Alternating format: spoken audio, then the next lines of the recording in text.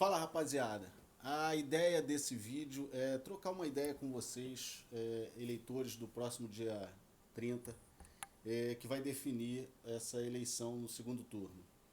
É, Nós podemos fazer aqui um apanhado do que foi o governo do PT e o que foi o governo do Bolsonaro, para a gente poder fazer uma análise mais cuidadosa e realista, porque essa eleição, o que teve muito foi a desinformação.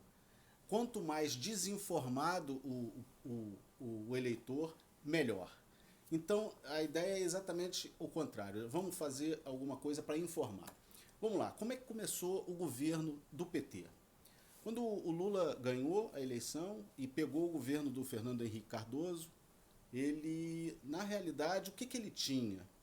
Ele tinha um país onde o Fernando Henrique tinha acabado de fazer as privatizações, ou seja, o cofre estava cheio. O cofre estava não só cheio, como e tinha muita entrada de dinheiro nos cofres do governo por conta da privatização.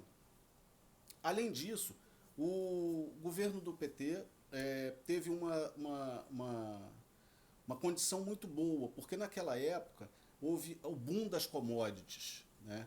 E o que foi o boom das commodities? A China e a Índia, os dois países mais ricos não, desculpa, os dois países mais populosos do mundo, começaram a comprar de países da América Latina. Eles focaram mais nas compras de commodities na América Latina. E, logicamente, o país produtor de commodities para o mundo todo é o Brasil. Então, nessa época, a intenção era exatamente que o Brasil disparasse, explodisse de vender e tivesse valores na balança comercial absurdos. Só que, se você comparar o que aconteceu só olhando o Brasil, você vai ver que houve um boom nas contas por conta das commodities. Porém, se você comparar com os outros países da América Latina que também venderam para a China e Índia, o Brasil foi um dos piores nesses anos. Bom, tudo bem. Passou o boom das commodities e, passou 8 anos do governo Lula, né? E depois veio mais 6 anos do governo da Dilma. O que aconteceu? Como o governo Lula ele foi, além de corrupto, foi incompetente, a incompetência foi tão grande que entregou um governo para Dilma, que foi exatamente a pessoa que ele escolheu para dar continuidade, entregou um país muito pior financeiramente, muito pior administrativamente, muito pior em tudo. Tanto é que a Dilma, depois de 6 anos, ela sofreu impeachment. E por que ela sofreu impeachment? Porque o mercado já não aguentava mais tanta mentira, tanta incompetência, tanta corrupção. O mercado já não aceitava mais o que o ministro da Economia da época falava, porque ele, para o ministro da Economia, o Brasil era como se fosse uma Finlândia, era o melhor país do mundo e tal. E não era. O mercado sabia que não. O mercado sabia dos problemas que o Brasil estava passando, o Brasil estava enfrentando, e sabia que tudo aquilo era conversa fiada. Bom, e se você analisar até os índices de desemprego, índices da economia do governo Dilma são péssimos. O Brasil estava numa recessão incrível, poucos empregos, um desemprego muito grande, o maior desemprego até hoje, e a Dilma caiu. Depois veio o Temer, que deu foi vamos dizer, um mandato tampão, né? E depois vem o Bolsonaro.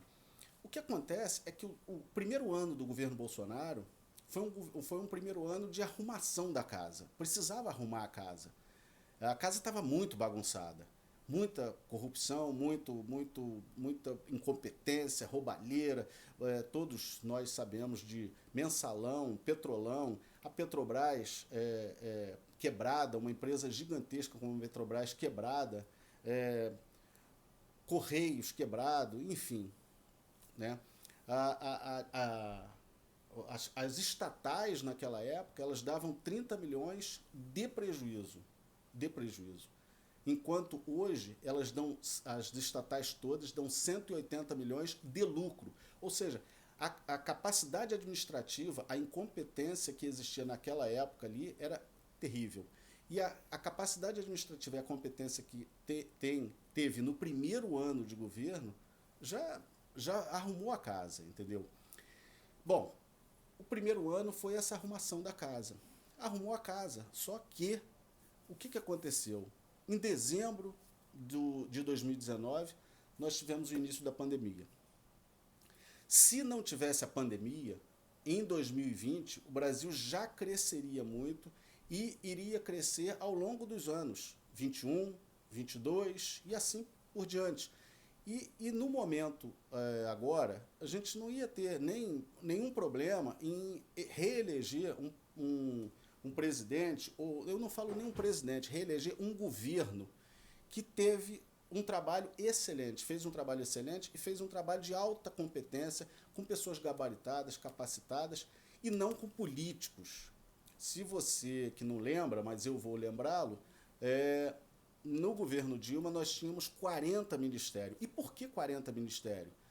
Simplesmente porque precisava entregar um ministério a um partido político para esse partido votar no Congresso. Enquanto no governo Bolsonaro isso não aconteceu. Foi colocado pessoas técnicas que tinham conhecimento daquele ministério, daquele assunto, não político. Entrou alguns políticos? Lógico que entrou, mas políticos que tinham o conhecimento do assunto. Bom, então a arrumação da casa em 2019 aconteceu e, infelizmente, veio a pandemia no ano seguinte. Isso fez com que o Brasil precisasse dar uma segurada e, logicamente, distribuir a renda para as pessoas não passarem fome, para as pessoas por conta da pandemia, precisava mesmo essa distribuição de renda que foi o Auxílio Brasil, tá? Que é um auxílio que é 3 vezes maior do que o Bolsa Família antigo, enfim, uma série de coisas. E por que foi... o governo teve condição de dar esse Auxílio Brasil? Exatamente por causa da arrumação que foi feita em 2019. Porque se não tivesse sido feita essa arrumação em 2019, não teria condição de dar nem o Bolsa Família, que era de 1/3 do valor do Auxílio Brasil. Então, com a arrumação de 2019, o Brasil estava pronto, deu condição de fazer todo esse bem social que o governo fez no ano de 2020. Tá certo? Após isso, o governo hoje vem saindo da pandemia e mostra para a gente exatamente o quê? O Brasil é um dos primeiros países a sair da crise econômica. Um dos primeiros países a sair da crise econômica. Por quê? Porque ele arrumou a casa lá atrás. Enquanto os outros países, principalmente na Europa, por exemplo, eles fecharam tudo, que aqui no Brasil também fechou, mas mesmo fechando, o Brasil tinha um gap de conseguir sair na frente dos índices econômicos, como nós temos hoje. Deflação, nós temos aumento do emprego, da taxa de emprego, queda do desemprego, lógico, e, enfim, várias coisas que o Brasil, quem acompanha a economia mundial, sabe o que eu estou falando, entendeu? Então, quer dizer, quando o Paulo Guedes diz que o Brasil está condenado a crescer 10 anos, ele não está mentindo. O Brasil está condenado a crescer 10 anos. Ganhe quem ganhar a eleição. Então, qual é a diferença? Sim, a diferença básica é o seguinte: nós estamos condenados a crescer 10 anos, porém, se for com o Paulo Guedes e o Bolsonaro, esse viés é de alta. Nós vamos crescer 10 anos e vamos subir. Se for com o Lula, esse viés é de baixa. Nós vamos crescer 10 anos e vamos cair. Entendeu? Por que nós vamos fazer isso? Porque o governo do PT já mostrou que é assim que ele trabalha, foi assim que ele fez. Ele pegou, como já disse, um governo lá no início, com o cofre cheio, teve o boom das commodities, e o que aconteceu no final do governo? Recessão, pessoas desempregadas, enfim, é isso.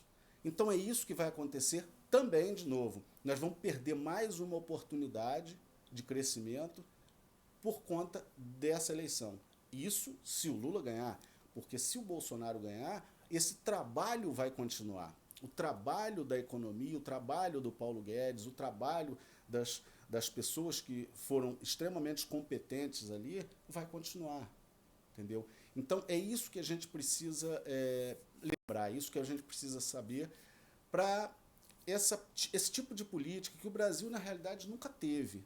Nunca teve. A política no Brasil ela sempre foi de esquerda. E é por isso que o Brasil vive atrasado. Tá? Se o Brasil tivesse uma política de direita mais real, mais concisa, com certeza o Brasil estava em outro patamar. Com a política de esquerda vai acontecer o que aconteceu.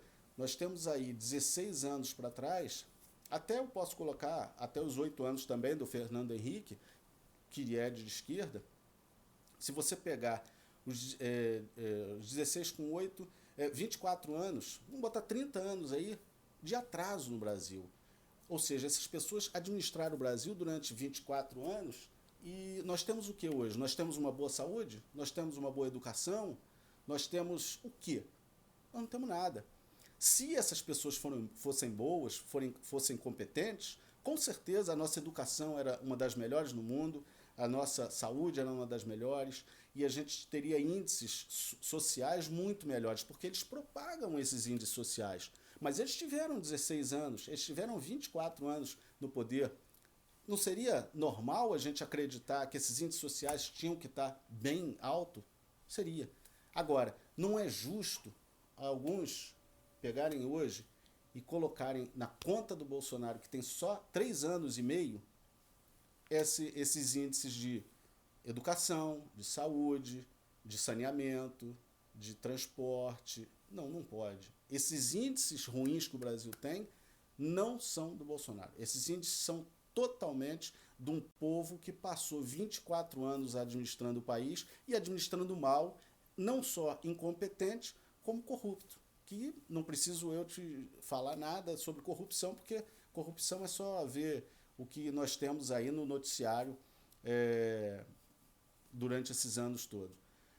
Então, eu acho que não tem dúvida nenhuma em relação a quem caminhar, com quem caminhar. Eu acho que o Brasil está no ponto certo, está na hora certa, e é só a gente, no segundo turno agora, votar 22 e ganhar essa eleição e seguir em frente, porque eu tenho certeza que o Brasil vai dar um salto muito grande e vai se tornar o grande país que deveria ser, e por incompetência, por corrupção, não foi até hoje. Tá bom? Vamos para o próximo vídeo e compartilha, dá o joinha aí, dá o like e vamos para o próximo vídeo. Valeu, um abraço.